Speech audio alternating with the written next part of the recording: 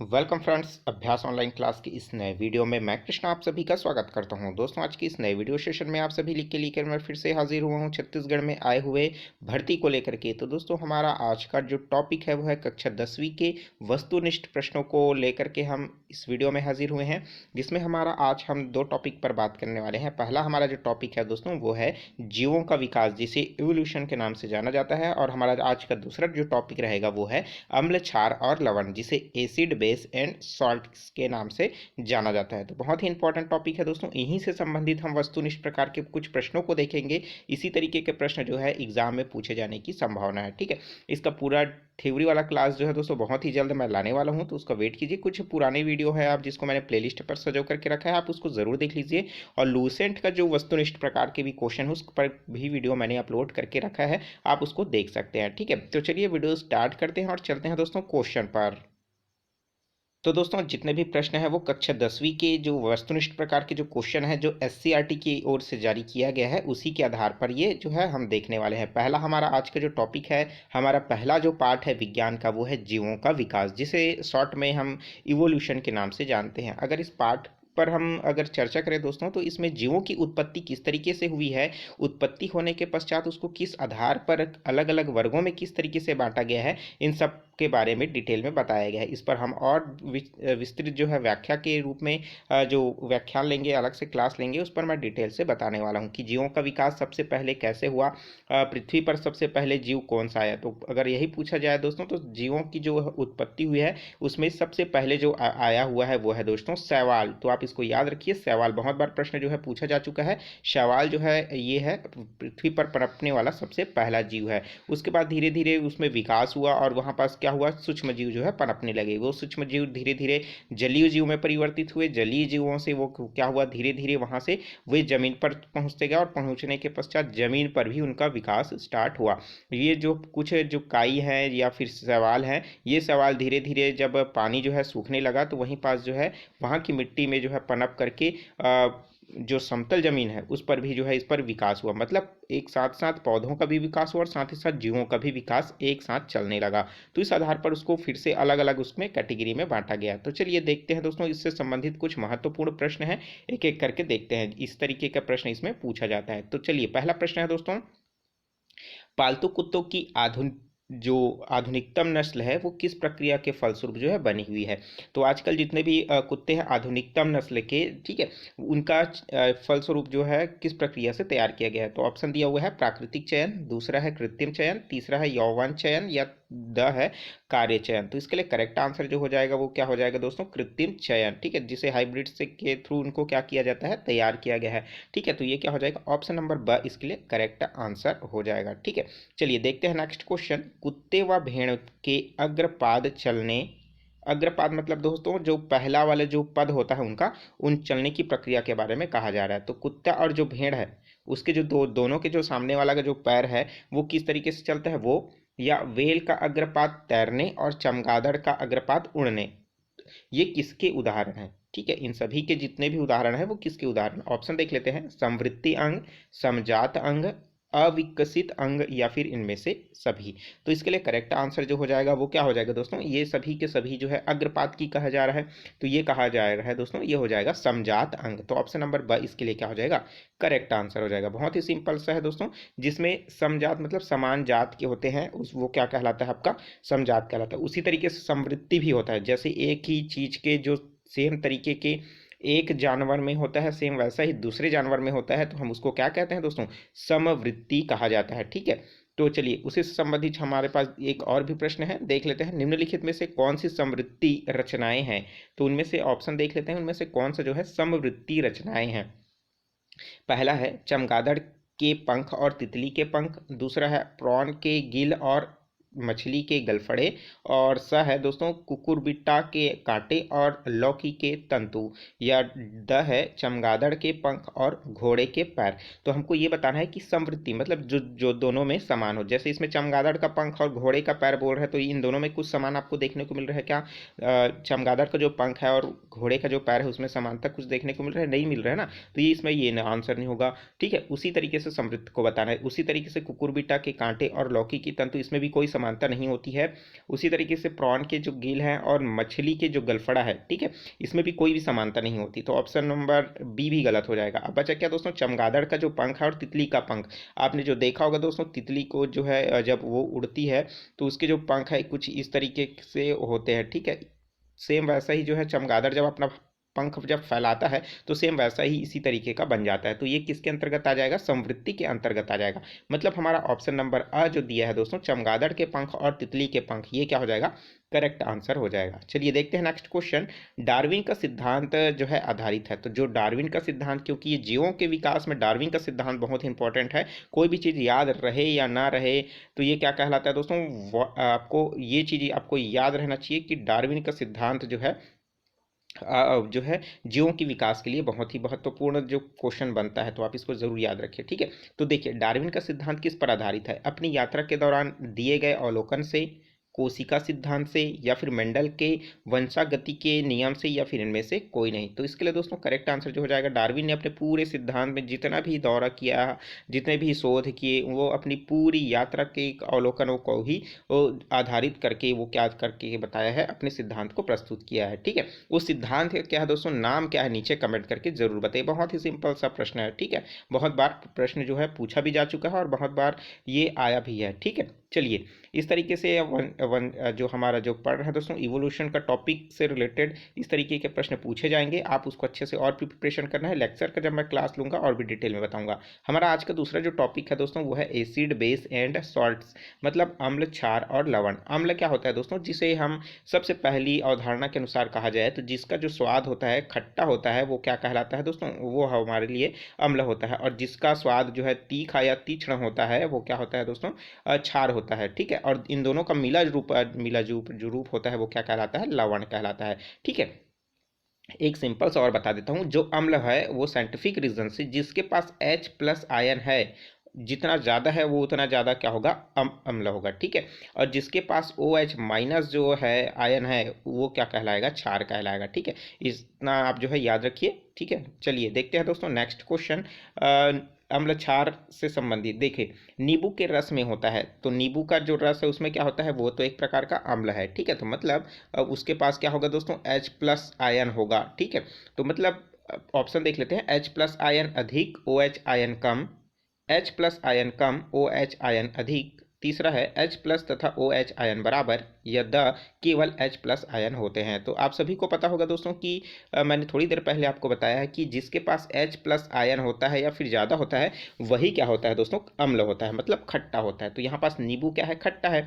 तो नींबू क्या होता है दोस्तों, तो ये एक प्रकार का H प्लस आयन अधिक होगा और OH आयन जो है कम होगा। अगर यहीं पास OH जो देखिए ऑप्शन नंबर बी क्या बोल रहा है, H प्लस आयन कम, OH माइनस आयन जो है अधिक। मतलब इस प्रकार का जो गुण है वो किस में पाया जाता है, क्षार में पाया जाता है, ठीक है। और जिसमें H प्लस आयन और OH आयन जो है बराबर होते हैं, वो किस में आता है दोस्तों, आपका उदासीन के अंतर्गत आता है, ठीक है।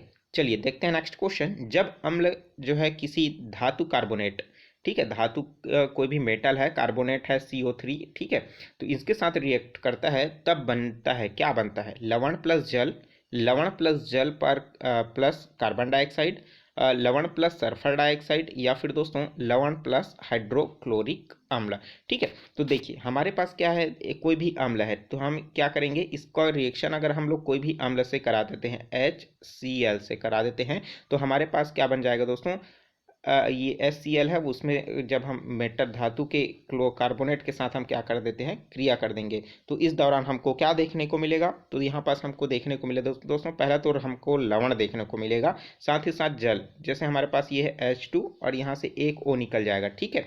तो यहाँ पास क्या हो जाएगा, क्या बनेगा, हमारे पास जल बनेगा पहला, तो हम निकाल देंगे जल। तो हमारे पास यहाँ पास एक थोक ओ, मतलब यहाँ पास दो बचा है ना, तो साथ ही साथ क्या हो जाएगा दोस्तों आपका, मतलब दो ओ बचा है और यहाँ पास कार्बन का C बचा है, मतलब हमारे पास क्या हो जाएगा, जल के साथ कार्बन डाइऑक्साइड भी निकलेगा, ठीक है। और हमारे पास क्या हो जाएगा, जो है H2 बोल रहा है तो हम इसको दो लेंगे, तो यहाँ पास क्या हो जाएगा दोस्तों, मेटल के साथ हमारे पास दो क्लोरीन आ जाएगा, ठीक है, MCl2, ठीक है। क्या हो जाएगा दोस्तों, MCl2। तो यहाँ पास MCl2, M की जगह कोई भी धातु हो सकता है, आपका आयरन भी हो सकता है FeCl2, ठीक है, कोई भी धातु के अलावा कॉपर भी हो सकता है CuCl2, ठीक है। तो इस तरीके से क्या हो जाएगा दोस्तों, यहाँ पास कोई भी मेटल हो सकता है। मतलब जब भी कोई धातु के साथ हम अम्ल धातु कार्बोनेट के साथ अम्ल का रिएक्शन कराते हैं तो हमको क्या मिलता है, पहला तो जल मिलता है और दूसरा कार्बन डाइऑक्साइड मिलता है और उसके क्या हो जाएगा दोस्तों, लवण मिलता है, ठीक है। तो आप इस चीज़ को याद रखिए। तो हमारा ऑप्शन नंबर 20 के लिए क्या हो जाएगा, करेक्ट आंसर हो जाएगा, ठीक है। चलिए देखते हैं दोस्तों नेक्स्ट क्वेश्चन, निम्नलिखित में से प्रबल अम्ल नहीं है, इस चीज को ध्यान रखें, नहीं पूछ रहा है, मतलब हमको क्या करना है, जितने भी इसमें से प्रबल अम्ल नहीं है उसको बताना है। मतलब इसमें से 3 जो है प्रबल अम्ल है और एक जो है प्रबल अम्ल नहीं है, मतलब वो क्या होगा, एक प्रकार का क्षार होगा। तो यहाँ पास ऑप्शन दिया है हाइड्रोक्लोराइड, ठीक है, HNO3, उसी तरीके से एस्टिक एसिड CH3COOH, और एक ठोक है आपका सल्फ्यूरिक एसिड जिसे H2SO4 के नाम से जाना जाता है, ठीक है। और यहाँ पास देख सकते हैं, तो यहाँ पास इसके लिए करेक्ट आंसर जो हो जाएगा वो क्या हो जाएगा दोस्तों, वो हो जाएगा प्रबल अम्ल नहीं है, वो क्या है आपका एस्टिक एसिड, जिसे हम सिरका के नाम से जानते हैं, ठीक है, जिसे हम शॉर्ट में विनेगर के भी नाम से जानते हैं, जिसका उपयोग आप चाउमीन, नूडल्स, इन सभी में यूज़ करते हैं बनाने के समय, ठीक है। इसी के कारण जो है आपको जो है ज़्यादा स्वादिष्ट लगता है, चाउमीन है, नूडल है, ठीक है। तो ये प्रबल अम्ल की श्रेणी में नहीं आता है, ठीक है, लेकिन इसका उपयोग जो है हम अपने दैनिक जीवन में करते हैं। तो ये क्या हो जाएगा, क्यों करते हैं इसका उपयोग, क्योंकि हमारे लिए ये फ़ायदेमंद भी है और कुछ ना कहीं ये क्या है, इसकी एसिडिटी जो है वो क्या है, कम है, ठीक है। HCl, HNO3 और H2SO4 का उपयोग नहीं कर सकते क्योंकि ये सभी के सभी किसके अंतर्गत आते हैं, बहुत ही प्रबल अम्ल के अंतर्गत आते हैं, जिसे हम शॉर्ट में अगर हम लोग बोलें एक सीधा वर्ड में, तो इसके लिए हम तेजाब का वर्ड जो यूज़ करते हैं वो इसी के अंतर्गत आता है और यही ही तेजाब है, ठीक है। जब हाई कॉन्सेंट्रेट में जो ये रहे तो हम इसे तेजाब के नाम से जानते हैं। चलिए देखते हैं नेक्स्ट क्वेश्चन दोस्तों, उदासीन विलयन का पीएच मान क्या होता है। तो पीएच मान पहले तो आप जब समझ लीजिए क्या होता है, पीएच का पूरा नाम होता है पावर ऑफ हाइड्रोजन, मतलब हाइड्रोजन की जितनी शक्ति होगी, मैंने स्टार्टिंग में बताया था कि H+ जिसके पास जितना ज़्यादा होगा वो क्या होगा, उतना ही अम्ल होगा और उतना ही ज़्यादा प्रबल अम्ल होगा, मतलब जिसके पास जितना ज़्यादा H+ है वो उतना ही ज़्यादा अम्ल होगा, ठीक है। तो यहाँ पास पीएच का मान होगा किसमें, उदासीन, उदासीन में मैंने एक चीज़ आपको याद रखिए कि पीएच मान उदासीन कब होगा, जब आप पीएच में आपका जो अम्ल है और क्षार है दोनों के बीच में हो, ठीक है। तो वो हमारे लिए क्या होता है, वो 7 है, तो द इसके लिए करेक्ट आंसर हो जाएगा। आप सभी को पता होगा दोस्तों, पीएच स्केल जो होता है वो 0 से लेकर के आपको देखने को मिलेगा 14 तक का, उसमें जो सेंटर पॉइंट है दोस्तों वो है 7 है, जिसे हम उदासीन मानते हैं। 7 में अगर आप दाईं ओर बढ़ेंगे तो आपको क्षार देखने को मिलता है, और जब हम दोस्तों बाईं ओर बढ़ेंगे तो हमको वो है अम्ल देखने को मिलता है, ठीक है। चलिए तो इसके लिए करेक्ट आंसर क्या हो जाएगा, ऑप्शन नंबर द। चलिए देखते हैं नेक्स्ट क्वेश्चन, सकीना के पेट में अम्लता के कारण जलन होने लगी, उसे आवश्यकता है, उसका पेट जो है जलन होने लग रहा है, किसके कारण, अम्ल के कारण, एसिड के कारण। तो अब उसको क्या करना है, तो इसको किसकी आवश्यकता है, आप उसको इनो दे सकते हैं, है ना। तो इनो है क्या चीज़, वो एक प्रकार का प्रबल जो है अम्ल की है, या प्रबल क्षार की है, या फिर दुर्बल क्षार की है, या फिर दुर्बल अम्ल की है। तो आप देखिए अम्ल को है हमको सेंटर में लाना है, मतलब हमारा पीएच स्केल है ये 7 है, और इधर हम जाएंगे तो हमको मिलेगा क्षार, और इधर जाएंगे तो हमको मिलेगा अम्ल, ठीक है। तो ये हो गया अम्ल। तो यहाँ पास क्या हो जाएगा, हम प्रबल अम्ल है उसके पास, तो हमको ये सेंटर पॉइंट पे लाना है, तो हमको क्या देना पड़ेगा दोस्तों, उसको क्षार देना पड़ेगा, ठीक है। अब किस तरीके का क्षार देंगे, हम उसको दुर्बल क्षार देंगे कि प्रबल क्षार देंगे, ये भी तो डिसाइड करना पड़ेगा ना। तो सकीना का जो पेट है वो अम्लता किस वजह से हो रहा है, एसिडिटी के कारण हो रहा है, ठीक है। तो इसके लिए करेक्ट आंसर जो हो जाएगा, हम उसको क्या देंगे, दुर्बल क्षार देंगे, प्रबल क्षार बिल्कुल भी नहीं देना है, ठीक है, नहीं तो उसका पेट को और जला देगा। तो दुर्बल क्षार हमको क्या करना है, प्रयोग करना है। जो इनो जो आता है वो एक प्रकार का क्या है, दुर्बल क्षार ही होता है, ठीक है। देखिए चलो नेक्स्ट देखते हैं, दंत क्षय का कारण क्या है, लार का पीएच क्या होता है। तो देखिए हमारे पास दंत क्षय मतलब क्या होता है, दांत का टूट जाना, या फिर कहीं ना कहीं दांत का घिस जाना, उस समय जो हमारा लार होता है उसी के कारण होता है। और लार जो है हमारा, उसका पीएच मान कितना होता है, मतलब उसका किस अंतर्गत आता है, 6.5 हो जाना, 7 हो जाना, या फिर 5.5 से कम हो जाना, या फिर 7.5 से अधिक हो जाना, ठीक है। जब हमारा पीएच मान इसमें से क्या होता है तब हमारा दंत क्षय होने का रीज़न हो जाता है, ठीक है। तो इसके लिए करेक्ट आंसर जो हो जाएगा वो क्या हो जाएगा दोस्तों, वो हो जाएगा 5.5 से कम हो जाना, मतलब हमारा जो लार है वो अत्यधिक खट्टा हो जाना, मतलब वो अत्यधिक क्या होना, अम्ल हो जाना, जिसकी वजह से हमारा जो दंत है वो हमारे कार्बोनेट, मतलब देखिए हमारा कैल्शियम कार्बोनेट, ठीक है, CaCO3, हमारा दांत जो क्या है कैल्शियम कार्बोनेट ही तो है ना। ठीक है। तो ये उसी के साथ सेम क्या करता है, रिएक्शन करता है क्या, अम्ल। तो अम्ल क्या हुआ, पीएच जो हमारा लार है, सेम वैसे ही जैसे मैं पिछले क्वेश्चन में बताया, तो क्या बनाएगा, H2S बनाएगा, H2O बनाएगा, कार्बन डाइऑक्साइड बनाएगा, और साथ ही साथ क्या करेगा वो धीरे धीरे उसको उसके कार्बोनेट भी परिवर्तित हो जाएगा, ठीक है, लवण में। तो इस तरीके से क्या होता है, हमारा दंत जो है मतलब दांत जो है घिसना स्टार्ट हो जाता है, और क्या होता है, धीरे धीरे क्षय हो जाता है, ठीक है। नेक्स्ट क्वेश्चन देखते हैं, किस लवण की प्रकृति अम्लीय होती है। सिंपल सा प्रश्न है, NaCl, Na2SO4, NH4Cl या फिर KNO3, ठीक है, पोटेशियम के नाइट्रेट, ठीक है। तो इसके लिए करेक्ट आंसर जो हो जाएगा, जो हमारे लिए हमारी सामान्य तौर पर प्रकृति में जो अम्लीय होती है, तो वो क्या हो जाएगा दोस्तों, वो हो जाएगा आपका NH4Cl, ठीक है। इसे हम शॉर्ट में अगर तोड़ेंगे दोस्तों तो NH4+Cl- हो जाएगा, ठीक है। तो शॉर्ट में इस तरीके से हम इसको तोड़ सकते हैं, ठीक है। अब किस तरीके से टूटेगा, चलिए मैं एक बार बता देता हूँ। N जो है कितने, H, H और ये H और H, ठीक है। साथ ही साथ अगर हम देखेंगे क्लोरीन, तो यहाँ पास क्लोरीन जो है Cl-। सामान्य तौर पर जो नाइट्रोजन होती है उसकी क्षमता होती है, उसका वैलेंसी होती है 3, मतलब N जो है 3 के साथ जुड़ सकता है, लेकिन एक जो है एक्स्ट्रा इसके पास H आ रहा है, इस वजह से क्या हो जाएगा दोस्तों, यहाँ पास इसमें अम्लीयता बढ़ जाएगी। तो ये क्या हो जाएगा, किसके अंतर्गत आ जाएगा, प्रबल अम्ल के अंतर्गत आ जाएगा, ठीक है। चलिए, तो ऑप्शन नंबर 27 के लिए करेक्ट आंसर हो जाएगा। चलिए नेक्स्ट क्वेश्चन है, बहुत ही सिंपल सा प्रश्न है, बहुत बार पूछा जा चुका है, एसएससी, रेलवे, एनटीपीसी, आपका सीजी व्यापम, सीजीपीएससी, जितना भी क्वेश्चन पूछो, जितना भी एग्जाम सोच लो, सभी के सभी में ये क्वेश्चन जो है पूछा जा चुका है। देखिए प्रश्न है, खाने के सोडा का सूत्र क्या है। बहुत ही सिंपल सा प्रश्न है, NaHSO4, Na2CO3, NaSCO3 या फिर Na2CO3 10H2O। तो हमको ये बताना है इसके लिए करेक्ट आंसर क्या हो जाएगा। तो आप मुझे दोस्तों कमेंट करके बताइए कि इसका राइट आंसर जो है क्या हो जाएगा, ठीक है। तो यहाँ पास आप देख सकेंगे कि जो है NaHSO4, Na2CO3, NaHCO3 और Na2CO3 10H2O। तो इसके लिए करेक्ट आंसर जो हो जाएगा वो क्या हो जाएगा, ऑप्शन नंबर सा हो जाएगा, ठीक है। ये तो था खाने का सोडा। तो आप मुझे ये कमेंट करके बताइए कि धोवन सोडा किसे कहते हैं। तो धोवन सोडा का फार्मूला क्या है, ठीक है। कंफ्यूज मत होइएगा, बहुत सारे में देखिए यहाँ पास ऊपर वाला देखिए और नीचे वाला देखिए, एक में O4 दिया है, एक में O3 दिया है, ठीक है। तो NaHCO3 है, ना कि NaHSO4, ठीक है।